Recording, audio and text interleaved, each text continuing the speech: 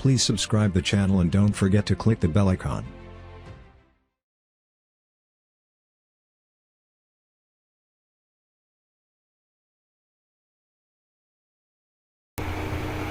Bismillahirrahmanirrahim. Welcome to Botanica. So we were discussing about a component of the soil, and out of which we have discussed the first component, that was the organic component, and after that we have discussed the inorganic part, the nutrients as well. And now we are turning our attention to the soil atmosphere. So as we have an atmosphere here above the ground, above the soil, that it contains the various constitution of composition of various gases, concentration of different types of gases. Soil also contains concentration of different types of gases. There are various types of gases which are present in the soil, and what are their functions, what is their composition, why they are produced, and what mechanism or what function they are performing, we are going to discuss. So gases in the soil form the soil atmosphere. As above the soil we have a simple use of the term atmosphere, which contains or which constitute all the gases, composition of gases which is present here, like we have a nitrogen, we have oxygen, carbon dioxide, and various other gases which are present in the trace amount. So they are present in the atmosphere.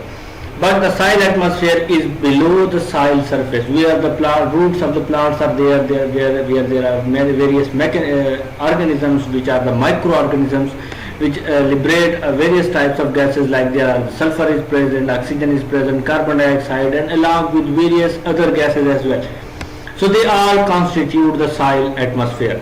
So the spaces between the soil particles and soil organisms are called the pore spaces. So those spaces which are present between the soil, or we can say that between the soil particles and those organisms which are present in the soil, so that space, that distance, that area is called the pore spaces. And why we are calling it, why we are defining here the pore spaces, because gases are present in these pore spaces, because gases are either they are liberated or secreted or absorbed by the roots, or there are various organisms, soil microbes, which are present there. So these are filled with the moisture and air in varying quantities. So as there are not only the gases which are present here in the atmosphere, there are also the moisture or the water, we can say that, along with the air. So air is the composition of different gases, so it is not a simple one gas. There are various types of gases which are present in the varying quantities. So pore spaces account for approximately half of the total volume of the soil. So as we can say that if we have, for example, 100 gram of soil, so what we'll do, we can say that the 50%, either that is the volume, when we talk about in terms of volume, so the 50% volume of total that 100 gram of soil will be the pore spaces, and the rest of the 50% will be all the components of the soil. So remember, these pore spaces are also very essential along with the other types of components, as they will constitute the soil atmosphere along with the water, air, and various other gases which are present in the atmosphere. So gases in soils are, for example, there are the nitrogen, oxygen, and carbon dioxide. So as far as the general constitution is concerned, that is the nitrogen is same is the here above the soil, that is the nitrogen 79%, oxygen 20%, and carbon dioxide 0.15 to 0.65%. But there are variations in the soil atmosphere, soil gases, because as there is an open environment here, there are also various other pollutants here on the above ground soil, above the surface, but below the surface there are various microbes which are able to secrete various types of gases, and they are characteristics of those organisms, and that's why the soil atmosphere will be changed, will be shifted, will be changed according to those organisms which are present there. So oxygen of soil is absorbed by the plant roots and soil microorganisms, as oxygen is essential for living organisms, as it is absorbed by the living organisms as well as the roots of the plants, because it is required for respiration. So as far as the oxygen is concerned, so it is absorbed, that oxygen which is present in the soil atmosphere, it is used by the soil microorganism for respiration, as well as the roots of the plants. and CO2 is given out which accumulates in spaces. So what will happen? So this is the case same here above ground in the soil, that CO2 is liberated, and that CO2 is liberated by the microorganisms as well, and that CO2 is maybe there is not the but the difference between the above ground soil and the below is that the carbon dioxide is not absorbed or it is not fixed by the plant roots, because roots are not able to carry out the photosynthesis. So remember, oxygen is of the soil which is present in the soil. It is absorbed by the roots of the plants along with the various other microorganisms or soil microbes, fauna and flora which is present there. But the CO2 which is given out by the processes of other types of respiratory processes, which is the breathing processes occurring in the soil microorganisms. So that CO2 which is given out, it is not directly fixed by the plants, because there are only the underground parts of the plants which are the roots, so they are not able to fix the carbon dioxide. So that CO2 will accumulate in the spaces which are present in the pore spaces, we can say that. So the amount of CO2 increases with increase in depth of the soil. So because of this particular characteristic or this particular reason, because of this reason that there is not any organism which can fix the carbon dioxide, so carbon dioxide increases, it piles up, so its concentration increases when we go deep in the soil, because as we dig deep in the soil, so what will happen, there will be more microorganisms and there will be more spaces, so that they will allow the carbon dioxide to liberate from the soil. So as we go down in the soil, so because of the various processes, the mechanisms, the breathing mechanism, the respiratory mechanism, the exhaling of the carbon dioxide, so its concentration increases as we go deep in the soil. So this is because of the, this is not only because of those organisms which are present there. There is also a decomposition of the organic matter. The organic matter, for example, the dead remains of the soil, microbes which are present there, dead bodies of those organisms, along with the various other plant parts like the vegetation or the leaves which are present on the surface of the soil, they are decomposed, and that organic matter, when decomposed, it increases the carbon dioxide concentration. Abundance of the plant roots, because these plant roots are only they are fixed only, they are fixing, or they cannot fix the carbon dioxide, but they absorb only the oxygen for respiration, and high CO2 in the soil is harmful for them. So these are the two basic reasons why there is a and the third reason might also be added here, that there is also a variety and abundance of the microbes which are present there. So the decomposition of the organic matter, which is the major cause of the liberation of the carbon dioxide, and the abundance of the plant roots which are not able to fix that particular CO2 and they are only absorbing the oxygen. So, and the third, we can say that there is also the abundance of other microbes. So there is not any of the microbe or any of the plant organ which is present beneath the root is able to fix the carbon dioxide, and there is a no life. So that's why that carbon dioxide concentration is piled up, it is increased.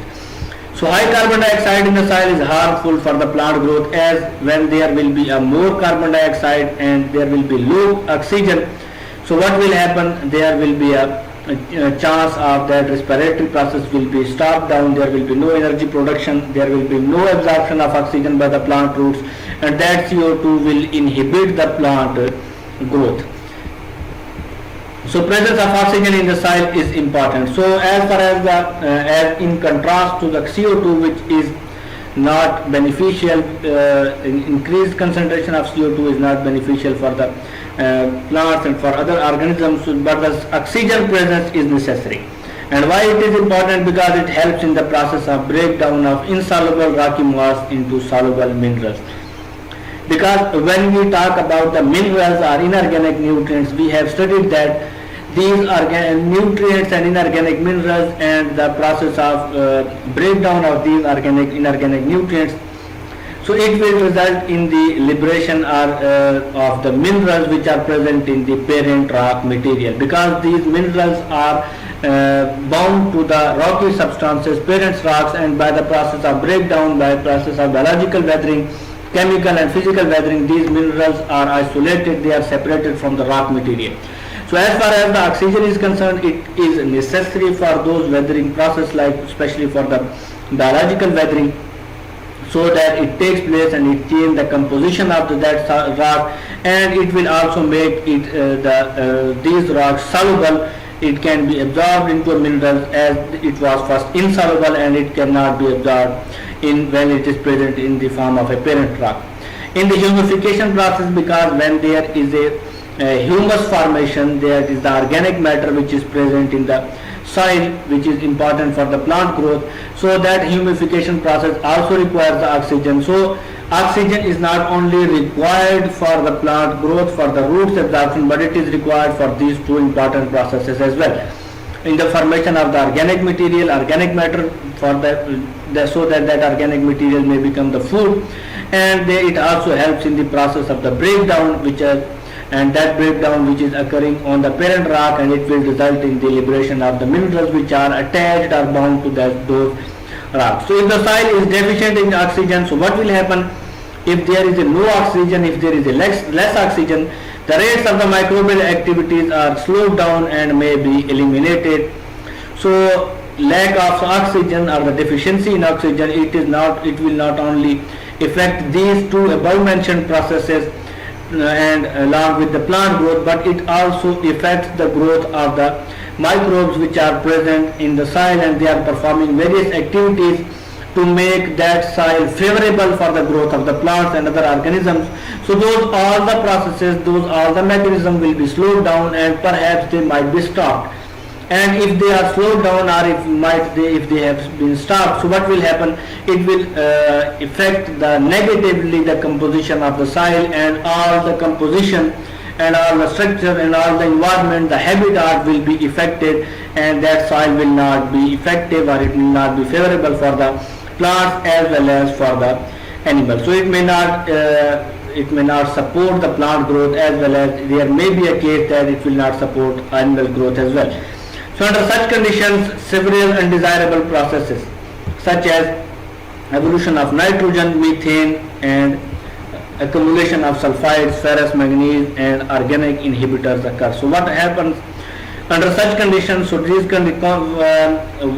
which condition we are talking? So when the oxygen is deficient, several undesirable processes are taking place, and those undesirable processes are that the nitrogen is evolved, there is evolution of the methane, which is not very harmful for the growth, and it is very harmful for the humans as well. And there is also accumulation of the sulfides, ferrous oxides, there is a manganese ions, and organic inhibitors. So the oxygen deficiency, and how oxygen deficiency is responsible for the low microbial activities or the inhibition of the microbial activities, because it results in the evolution of the nitrogen, or it results in the evolution of the methane, or because of the oxygen deficiency there will be accumulation of sulfides, ferrous, manganese ion, which will result in the inhibition of various processes. So there is also some other factors which affect the soil atmosphere, and those factors simply they are the temperature. And why there is a temperature? Because soil atmosphere contains, mostly there are various processes which are responsible for the formation of the organic content. There are also various organisms which require a simple temperature, a normal temperature, optimized temperature for their growth. As the plant roots, they require optimum temperature for the growth, like with the other organisms.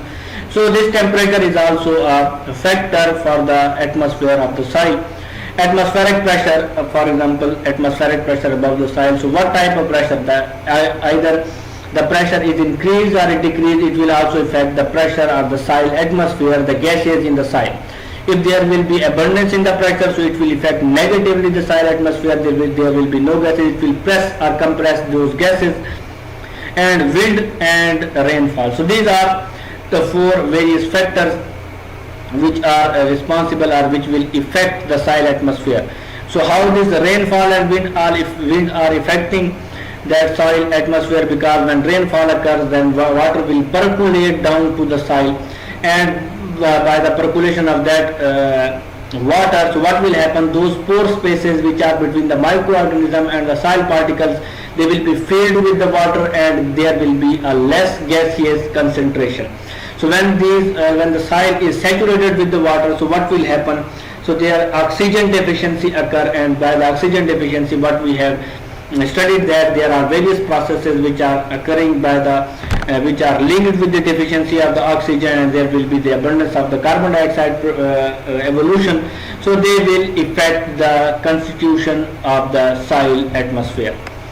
Temperature and atmospheric pressure cause expansion and contraction of the soil air. So as the first two factors are concerned, for example, we have a temperature and we have a pressure.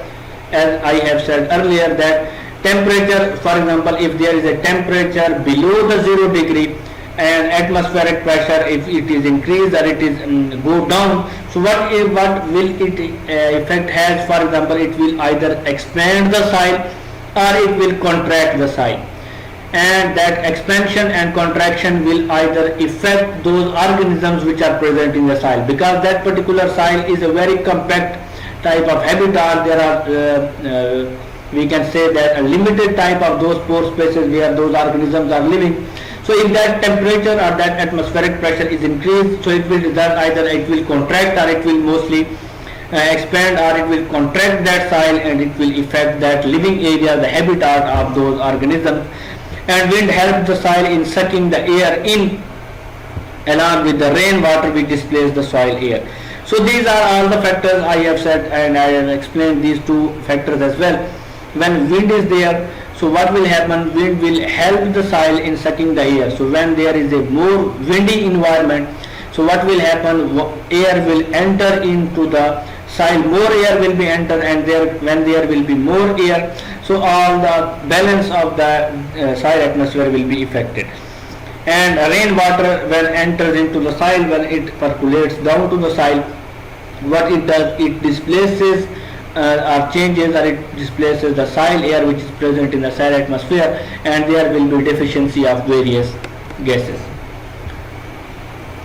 So now we are turning our attention toward the next component of the soil, that is the soil water. So as far as the soil water is concerned, it is very important component of the soil.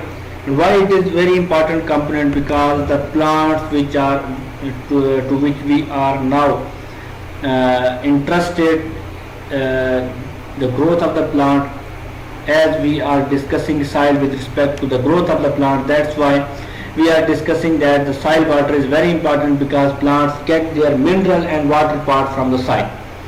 If the water is not available, so what will happen, there will be a no plant growth and perhaps the plant will die.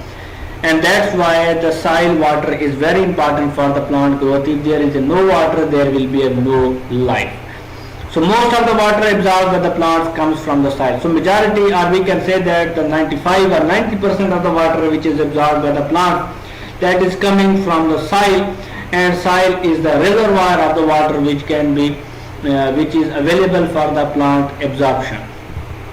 So the quantity of water available in the soil varies with the. So as far as the water is concerned, the quantity of water is concerned, how much water is available for the plant, that is dependent, or it is determined by the different factors. For example, the location where we are, to which place the plant is growing. For example, what is the habitat of the plant? Either that plant is growing in the rocky environment, for example, there are rocks, the pebbles and gravels, or that environment is a sandy environment, that the soil is consists of the major portion of the soil is sand, or the soil is for example it is loamy soil or it is clayey soil. So these are the different types of soils. So to which location we are talking about. So that plant, the water availability is determined by the location and the quality of the soil. For example, there is a sandy soil. If there is more sand in the soil, so what will happen? If there is a water, it will rapidly percolate down and it will not be available for the plant, because there are large air spaces, large pore spaces between the sand particles, and they will not allow the soil to hold that particular water. So what will happen? Water will rapidly percolate down and it will not be available for the plant. So these are the two factors which determines they determine the availability of the water, and that availability is not only determined by these two factors. So there are some other factors as well. For example, we have a physical drought and we have a physiological drought. What is drought? Drought is simply the non-availability of the water. When plant is unable to get efficient or effective water quantity from the soil, that is the drought. And that drought might be physiological or it may be physical. For example, what will be the physical drought? Physical drought when there is not availability of the water. Water is not available to the plant. There is no water in the soil. For example, in the desert environment, there is no water available for the plants. Water is available in the desert, but it is very deep, and those plants which can extend their roots to that particular water, they can absorb water. So that is the physical environment. When the water is physically not present there, that is the physical drought. But there is also some other cases when what happens that the water is present, but that particular water contains much salt or various other solutes in abundant amount, so that particular water is not available to the plant roots, or the plant roots are not able to absorb that particular water. So this particular drought is called physiological drought, because in physiological drought water is physically present, but that particular water cannot be absorbed by the plant because of the deficient or different composition of that particular water. Either it might contain a high abundance or the concentration of salt, due to which plant is unable to absorb that water.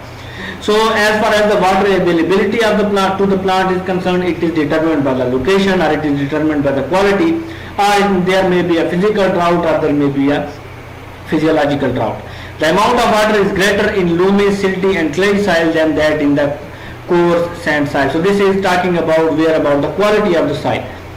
So what is the quality of the soil? For example, the soil is loamy, or it is silty, or it is clay soil. So what will happen? It will contain more water than that when we talk about the coarse sand, because the sand has a large air spaces, large pore spaces, and it does not allow water to hold, and water is not held, and that's why the water will rapidly percolates down and it will not be available to the plants.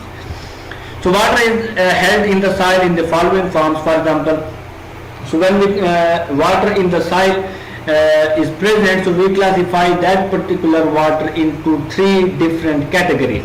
Either that is the gravitational water, or that is the capillary water, or that is the hygroscopic water. And these three types of water is not they are classified according to the subject to the availability to the plant. Either that particular water is available to the plant, or it is not available to the plants. So these are either that is the gravitational water, either that is the capillary water, or that is the hygroscopic water. So in the next lecture we are going to discuss these three types of water, and either they are available to the plant